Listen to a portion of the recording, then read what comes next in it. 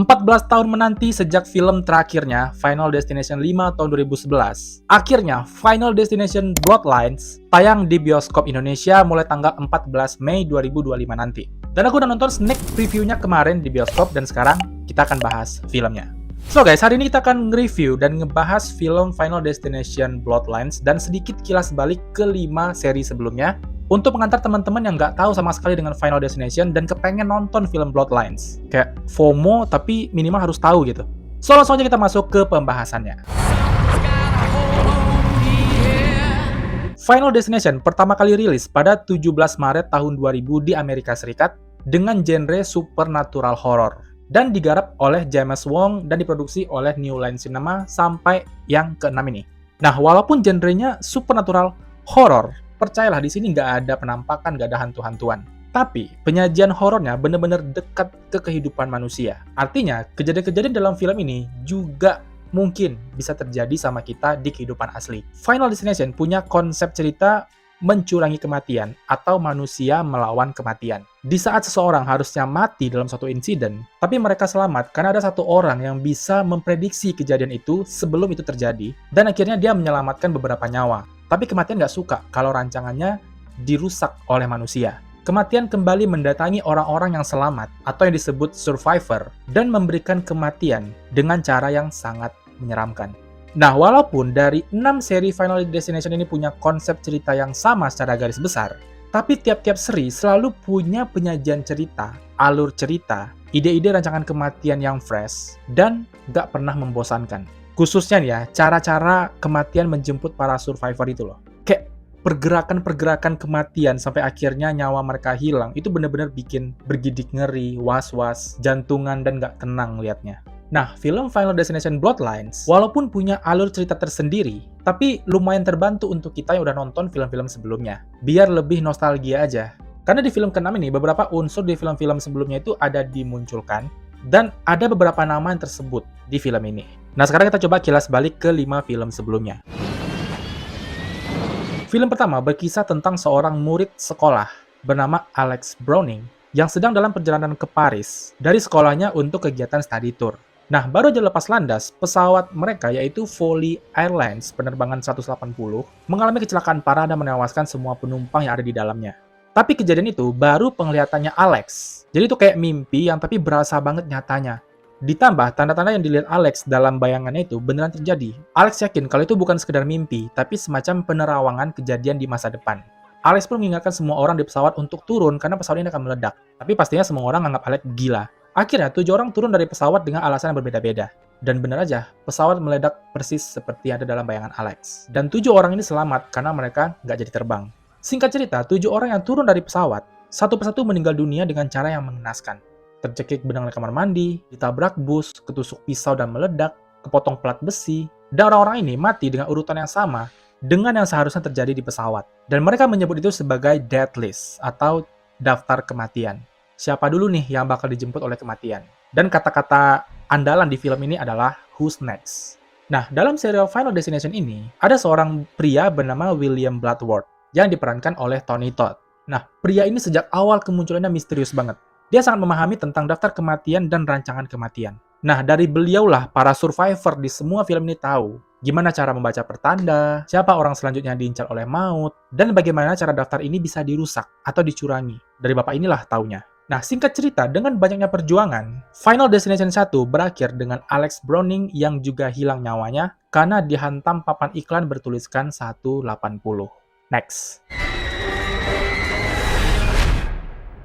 Final Destination kedua rilis pada 31 Januari tahun 2003 dan digarap oleh David R. Ellis. Walaupun beda orang, tapi sensasi gregetnya masih sama kok. Film ini berkisah tentang seorang gadis bernama Kimberly Corman yang akan liburan dengan teman-temannya, dan saat melintasi jalan 180, itu semacam jalan tol besar gitu, insiden kecelakaan parah terjadi karena rantai pengikat kayu besar di truk tronton itu lepas dan menewaskan banyak orang. Tapi semua kejadian itu juga bagian dari penglihatannya Kimberly. Melihat tanda-tanda yang sama kayak bayangan dia, Kimberly pun menghalangi jalan pengendara lain. Dan bener aja, kecelakaan besar terjadi. Tapi 7 orang berhasil selamat karena Kimberly menghalangi jalan mereka kan. Sama dengan film sebelumnya, kematian nggak suka kalau rancangannya tuh diikut campurkan oleh manusia. Dan akhirnya maut kembali menjemput para survivor, mengambil nyawa mereka dengan cara yang sangat menyeramkan. Ada yang matanya kecolok tangga, ketimpa kaca konstruksi, kepala yang copot di pintu lift, terbelah kawat duri, ketusuk pipa di kepala, meledak di rumah sakit, dan lain-lain. Nah, kalau di film sebelumnya, urutan kematian ini berdasarkan tempat duduk di pesawat. Untuk di film ini, mereka inovasi lagi nih, mereka cari lagi nih, gimana cara mereka nyusun rancangan. Dan ternyata di sini polanya adalah backwards, kebalikan. Jadi orang di bayang Kimberly yang mati pertama, itu justru yang terakhir mati di kehidupan asli mereka. Dan Clear Rivers ikut membantu Kimberly memecahkan apa yang sedang mereka hadapi, karena dia udah punya pengalamannya. Tapi sayangnya nyawanya juga hilang di film ini. Dan William Bloodworth sekali lagi membantu di film ini, memberikan mereka saran-saran gitu. Nah, dari dua film ini, aku mulai bertanya nih, William Bloodworth ini siapa? Si bapak ini siapa? Kenapa dia bisa tahu banyak tentang kematian, rancangan kematian, melihat pertanda, dan jawabannya ada di film Final Destination Bloodlines.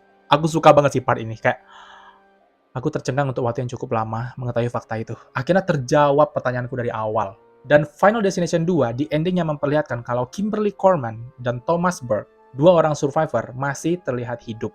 Dan aku nggak tahu gimana nasib mereka sekarang. Nah, ini seri yang paling aku suka dari semua serial Final Destination. Kayak aku udah nonton ini puluhan kali deh, saking nggak pernah bosannya. Final Destination 3 dirilis pada 2 Februari tahun 2006 dan kembali digarap oleh James Wong. Dan kali ini, insiden mematikan terjadi di wahana roller coaster, dan kejadian buruk yang menewaskan banyak orang ini diterawang oleh Wendy Christensen, seorang mahasiswa semester akhir di Universitas McKinley. Nah, setelah Wendy melihat kejadian roller coaster di bayangan dia mengingatkan semua orang untuk turun, tapi hanya 7 orang yang berhasil turun. Satu persatu orang yang selamat dari roller coaster dijemput oleh kematian sesuai dengan urutan tempat duduk mereka. Bermacam-macam cara mereka dihilangkan nyawanya. Ada yang terbakar waktu lagi tanning, kegiling baling-baling mobil, ketiban beban waktu nge-gym, ketusuk paku tembak, ketusuk tombak di acara kembang api pasar malam, ketiban papan iklan, dan lain-lain. Dan cara mereka membaca petunjuk kematian di film ini adalah lewat foto yang diambil oleh Wendy pada saat di wahana. Dan film ini berakhir dengan Wendy, Kevin, dan Julie yang kembali dijemput kematian karena kecelakaan kereta api bawah tanah. Hilang mereka semuanya. Final Destination 4 rilis pada 28 Agustus tahun 2009 yang kembali digarap oleh David R. Ellis yang bikin Final Destination kedua. Dan kali ini, insiden maut terjadi di arena balap mobil. Kejadian itu diterawang oleh Nick. 7 orang keluar dari arena balap, dan benar aja, kecelakaan besar terjadi sesuai dengan bayangan Nick. 7 orang yang selamat, satu persatu tewas dengan cara yang menyeramkan. Ada yang terbakar hidup-hidup, ada yang ketiban bak mandi, ada yang kepotong kawat pembatas karena terdorong oleh tabung oksigen, mata bolong kena lempar batu, kesedot kolam renang, kalian pasti ingat nih, adegan ikonik. Dan di film ini, Nick dapat 2 kali penglihatan. Pertama di trek balap, yang kedua di mall. Tapi kali ini, Nick berhasil menyelamatkan orang-orang di bioskop, karena dia kan udah tahu nih di penglihatannya penyebabnya apa. Nah, disitu dia berusaha tuh untuk mengubah keadaan. Tapi tetap aja, kematian nggak mau dicurangi. Pada akhirnya, Nick, Rory, dan Janet, 3 orang survivor, tetap tewas dihantam truk ketika mereka lagi nongki di coffee shop. Nah, untuk aku pribadi, Final Destination 4 ini masih agak kurang ya guys, karena itu kan dibuat dalam format 3D. Jadi kayak CGI-nya masih kental, efek darahnya kelihatan banget komputer, dan dari segi cerita masih agak maksa sih. Kayak kejadian-kejadian itu tuh terjadi kayak maksa banget gitu. Tapi ini tetap bisa dinikmati kok filmnya. Final Destination 5 rilis pada 4 Agustus tahun 2011. Dan kali ini digarap oleh Stephen Qualley. Dah beda nih direktornya. Kejadian maut di film ini berlatar di jembatan raksasa yang putus karena banyak alasan. Orang-orang tewas di sana, dan semua kejadian ini diterawang oleh Sam Lawton. Setelah tahu apa yang terjadi, Sam dan pacarnya keluar dari bus yang ada di atas jembatan, mengajak semua orang untuk menyelamatkan diri, dan benar aja, ketika jembatan itu runtuh, beberapa orang selamat. Aku lupa entah 7 orang atau lebih yang selamat. Dan masih dengan konsep yang sama, orang-orang yang selamat mulai tewas satu persatu dengan cara yang tidak lembut. Nah, untuk seri kelima ini ada plot twist-nya guys. Ternyata kisah Sam ini terjadi sebelum kisah film pertama, yaitu kisah Alex Browning. Karena di ending, Sam Lawton dan pacarnya yang selamat itu ada dalam pesawat 180 dan dia melihat kalau Alex histeris karena dia telah melihat kecelakaan pesawat. Jadi, Sam dan pacarnya adalah korban dari kecelakaan pesawat di film pertama. Dan itu adalah adegan yang shocking pas aku nonton. Oke, jadi itu kilas balik dari 5 film Final Destination sebelumnya untuk pengantar teman-teman sebelum nonton Final Destination Bloodlines. Nah, seperti judulnya, Bloodlines, film ke-6 ini berkisah tentang satu keluarga besar, yang mana penglihatan kejadian buruk ini, yang kalian udah pasti tahu dari nonton trailernya, itu terjadi di gedung tinggi bernama Skyview.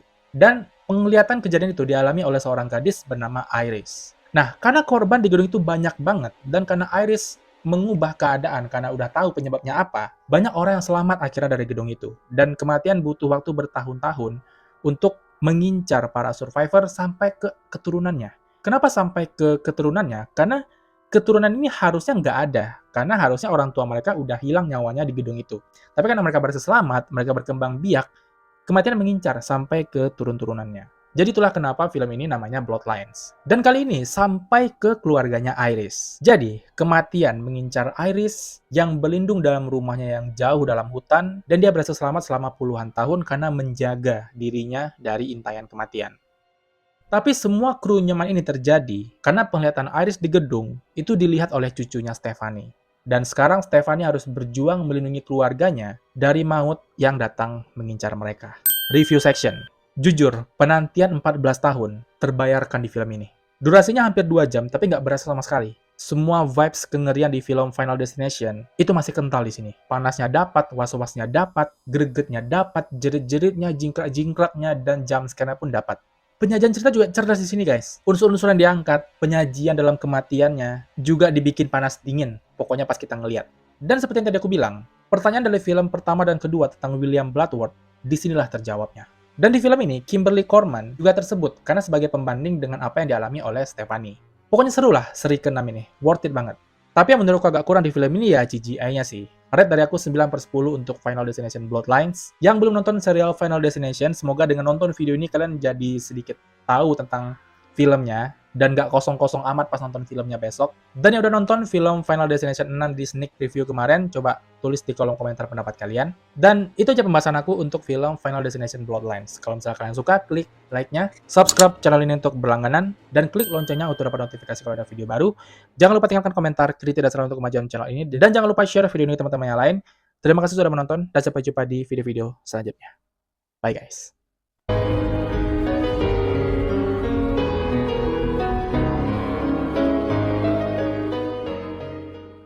14 tahun menanti sejak film terakhirnya Final. Kenapa sampai ke keturunannya? Dan orang-orang ini mati dengan urutan yang sama dan cara mencuri kematian. Manusia sialan, kenapa harus sekarang kalian mengheboh?